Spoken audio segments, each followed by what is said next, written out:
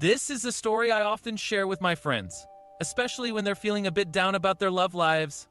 It happened a few years ago when our school was undergoing renovations to add a new auditorium. Half of the school was closed off, but there was a bathroom hidden down a dimly lit hallway that I discovered to be the perfect spot for some private business, if you catch my drift. It was always quiet there, and hardly anyone ventured down that hallway due to its eerie darkness. One particular morning, I was running late for school, so I didn't have my usual opportunity to use the bathroom at home. As luck would have it, during my first period class, I started feeling an urgent rumble in my stomach. I knew I couldn't hold it any longer. Summoning the courage to ask for a hall pass, I made my way down that dim corridor, knowing it would lead me to my sanctuary. But when I reached the bathroom, I was met with a disappointing sight. They had blocked off the girls' bathroom with yellow caution tape. It seemed they were currently renovating it. I was nowhere near another girls' bathroom, and the need was becoming dire, so I reluctantly entered the boys' bathroom. I barely had time to lower my pants when I reached the stall and commenced my business. Thankfully, I finished quickly. It turns out things go much faster when you don't have your phone to distract you. Just as I was in the process of pulling my pants back up, I heard two guys enter the bathroom. Oh no, I thought to myself. I didn't want to get caught in the boys' bathroom, and I certainly didn't want to exit the stall, leaving behind any evidence that I had just unleashed a monster. All I could do was wait, hoping they would finish their business and be on their way. Unfortunately, I wasn't in luck that day. Boys aren't usually known for their gossip, but apparently, that's exactly what these two guys decided to indulge in. After they both finished washing their hands, they stood by the sinks. I had a view of them through the crack in the door, but thankfully, they couldn't see me. My feet were propped up on the toilet, and I was doing my utmost not to make a sound or even tremble. It became even more challenging when I heard the first boy say, "So, do you really think Maya's attractive?" My eyes widened, and my jaw practically hit the floor. That was my name. Who on earth would consider me attractive? I tried to inch closer to the door's crack without making a noise. "Oh, dude, absolutely," responded the other boy. As I squinted through the gap, I could just make out the boy's light brown hair and his varsity jacket. Beyond that, I couldn't identify him. "Are you planning to ask her out?" inquired the first boy. "No way. She doesn't seem to like me. Every time I try to make eye contact, she looks away. She doesn't even respond when I greet her. She's probably just shy. You should totally ask her out," urged his friend. "No, I can't. I'm pretty convinced she doesn't find me attractive." Was that conversation about Benjamin, the most popular guy in school? I wondered to myself as I observed them leaving the bathroom. Benjamin was a star football player, so it made sense that he'd wear a varsity jacket. He also had these soft brown curls that fell just above his eyes. I hope it was Benjamin. Sometimes, he'd glance in my direction, and I'd feel like his piercing blue eyes were peering into the depths of my soul. Am I being overly dramatic? Probably. Regardless, I eventually finished washing my hands and waited a few more minutes before exiting the bathroom. Back in class, my teacher shot me a stern look. I walked up to her and whispered that my period had started, and she nodded understandingly. I apologized and returned to my seat. We were supposed to be working on algebra, but I couldn't focus. My mind was consumed with thoughts of Benjamin. What if he truly said he found me attractive? I wasn't the most popular girl in school, not the kind of hot you'd associate with the fiery cheerleaders.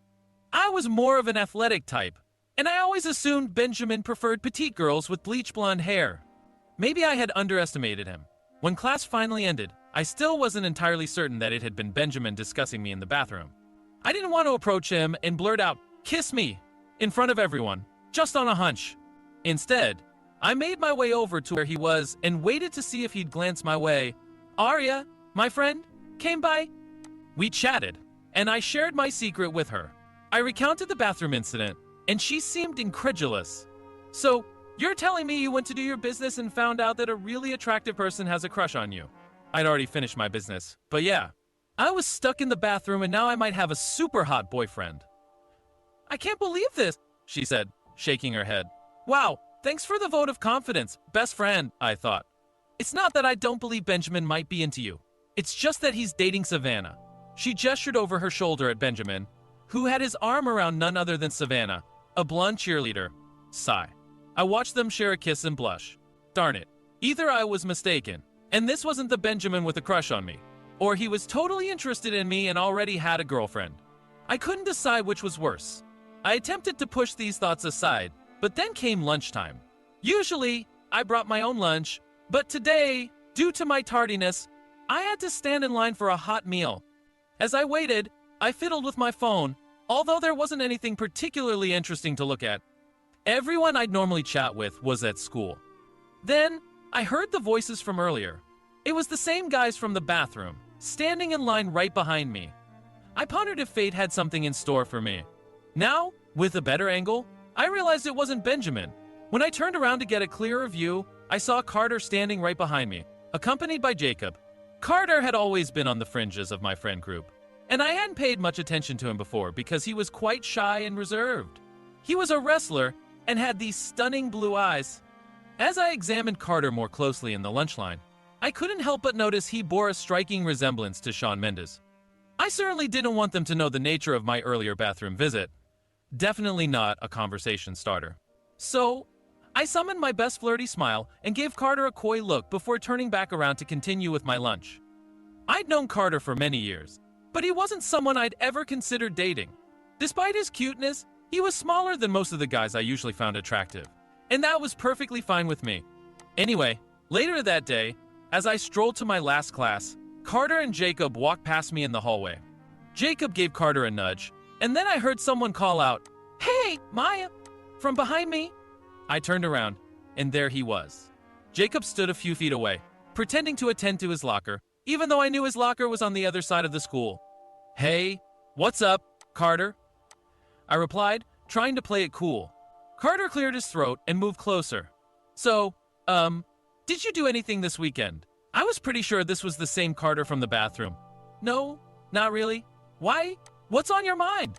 I asked, and a broad smile spread across his face as he asked if he could take me to the movies.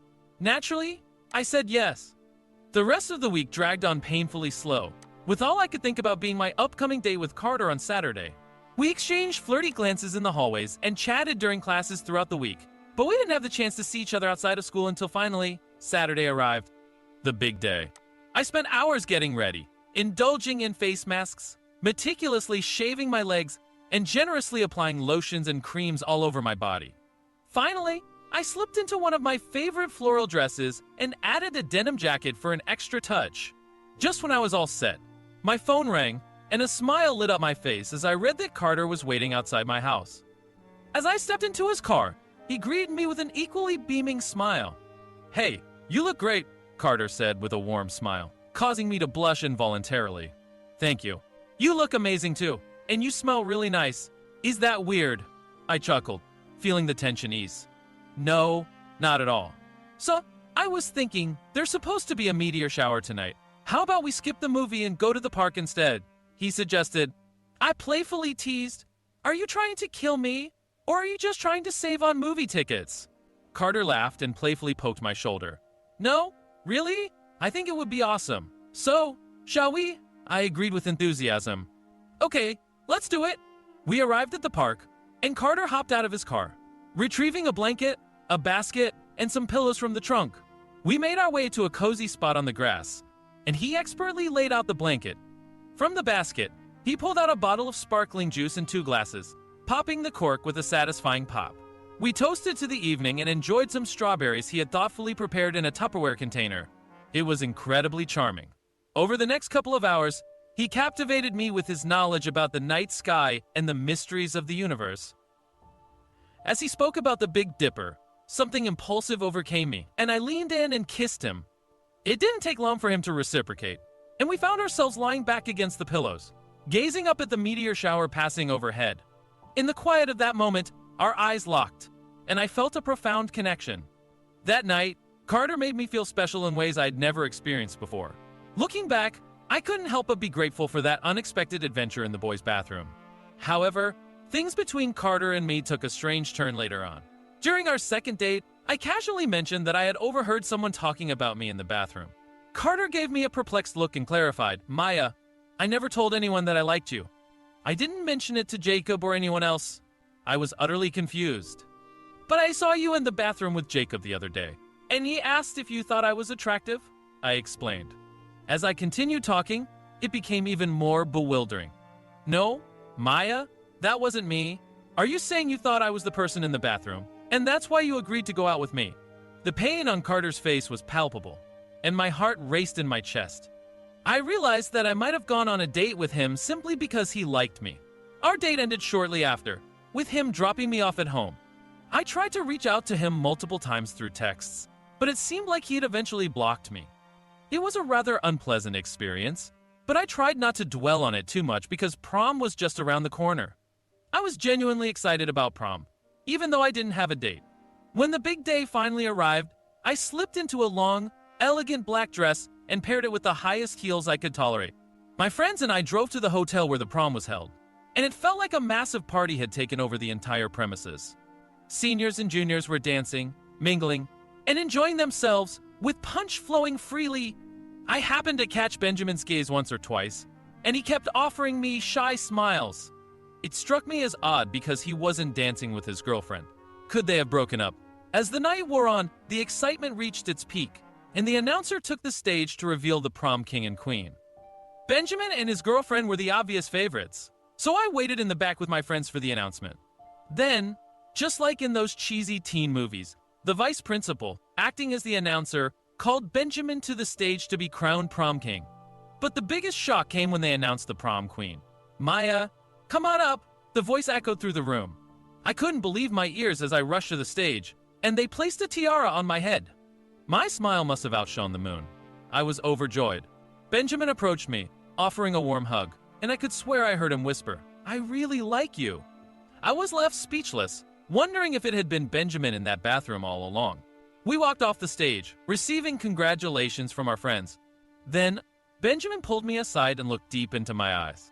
"Maya, I can't keep this in any longer. I really like you. Will you dance with me?" We danced the night away, and as he drove me home, we shared a memorable kiss. It's been a few years since that magical night, and I couldn't be happier.